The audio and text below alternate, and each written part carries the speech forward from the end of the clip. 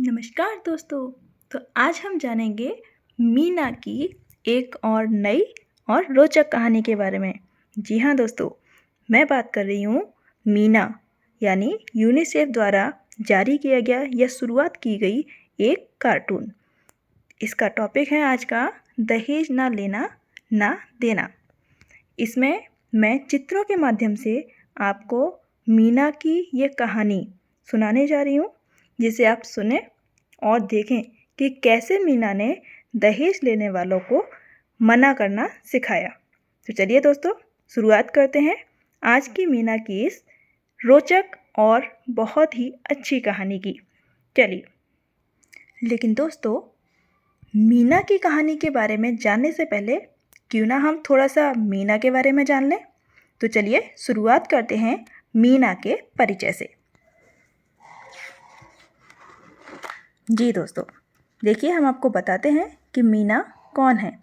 मीना एक हंसमुख छोटी बच्ची है।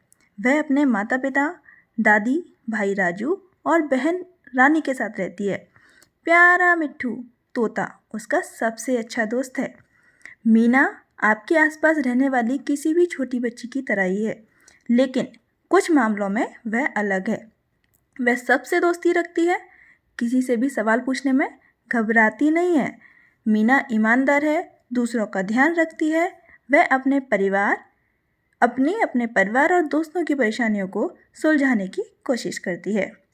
इस कहानी में मीना दहेज के लोभी दूल्हे और उसके परिवार वालों को सबक सिखाने में अपनी सहेली तारा और उसके माता पिता की मदद करती है।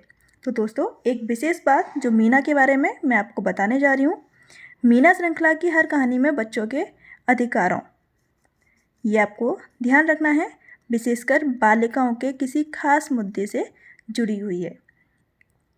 चलिए तो हम कहानी की शुरुआत करते हैं कि इस कहानी में मीना ने किस प्रकार दहेज लेने और देने से बचाया।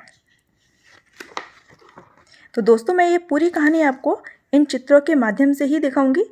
मैं आपको ये चित्र दिखाऊंगी और पूरी कहानी आपके सामने बयां करूंगी।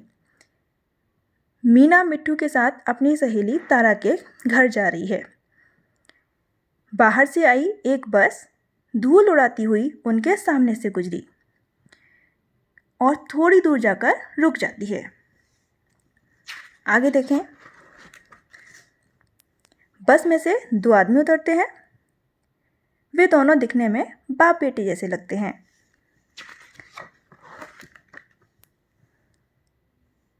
कुछ ही देर में बहुत सारे बच्चे उन अजनबियों के पीछे पीछे चलते हैं। परेशान होकर बुजुर्ग सज्जन बच्चों को डांटने लगते हैं। मीना और मिट्ठू तारा के घर चल देते हैं। यहाँ देखिए दोस्तों, तारा के घर पहुंचकर मीना और मिट्ठू देखते हैं कि तारा रो रही है। तारा 18 साल की हो गई है और माता पिता उसके लिए वर ढूंढ रहे हैं। लड़के के पिता दूसरे कमरे में दहेज की बात कर रहे हैं। तारा नहीं चाहती कि उसके माता पिता दहेज देते देते बर्बाद हो जाएं। आखिर वह करे तो क्या करे।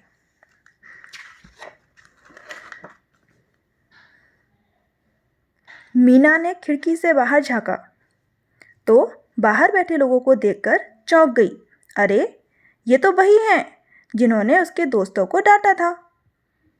साथ में वहाँ दुकानदार भी है। मीना को पता लगा कि वे दोनों भाई हैं। वे अपने साथ आए सजे संवरे नौजवान की शादी की बातें कर रहे हैं। मीना ने बुजुर्ग सज्जनों को कहते हुए सुना, हम कुछ ज़्यादा थोड़े ही मांग रहे हैं, सिर्फ एक साइकिल और कुछ नकद, बस। अगर आप नहीं दे सकते तो बहुत से परिवार हैं जो इतने अच्छे वर के लिए खुशी खुशी इससे ज़्यादा रकम दे देंगे।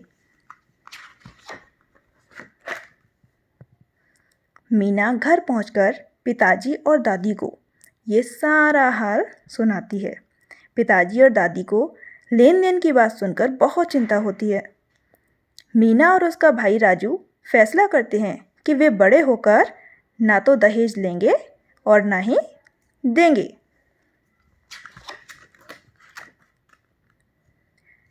इसी बीच मिट्ठू दुकानदार के घर जाकर पता लगाता है कि वे वहाँ क्या कर रहे हैं।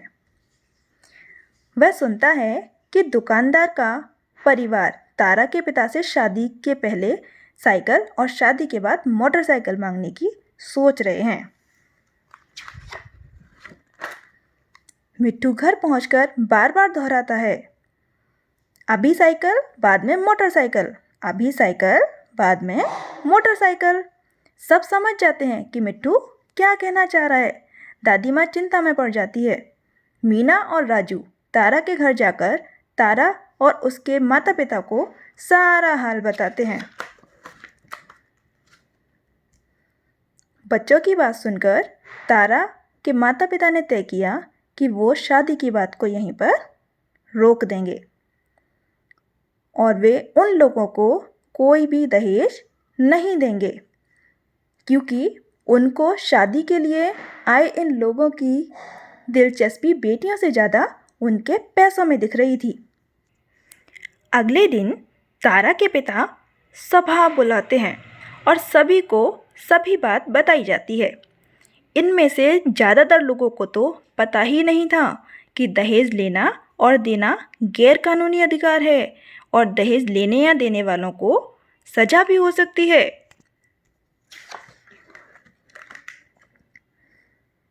सब फैसला करते हैं कि अब किसी घर में दहेज का लेन देन नहीं होगा। दादी कहती है, जब ना तो कोई दहेज लेगा और ना दहेज देगा, तभी तो इस बुराई से छुटकारा मिलेगा।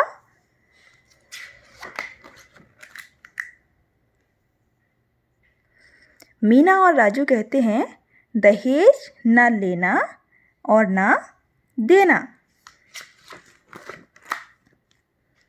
इसके बाद अगले दिन दुकानदार अपने भाई और भतीजे को लेकर तारा के घर पहुंचता है। तारा के पिता उनकी मांगे मानने से साफ इनकार कर देते हैं। उनका जवाब सुनकर इन लोगों को आश्चर्य होता है, पर इन्हें यकीन है कि अभी भी कोई दूसरा परिवार इनसे ज़्यादा दहेज दे देगा। लेकिन ये लोग जहाँ भी जाते, लोग इन्हें देखकर अपने खिड़की दरवाजे बंद कर लेते। इस तरह हर घर से इन्हें निराशा ही मिली। अब कई घरों का चक्कर लगाते लगाते आखिरकार वह नौजवान मुंह लटकाए बिना दुल्हन घर लौट गया। मीना और राजू अब बहुत खुश हैं और वो फूले नहीं समा रहे हैं। मिट्ठू कहता है, दहेज ना लेना और ना देना। तो दोस्तों, एक बार कमेंट करके ज़रूर बताइएगा कि आपको कैसी लगी मीना की ये रोचक कहानी।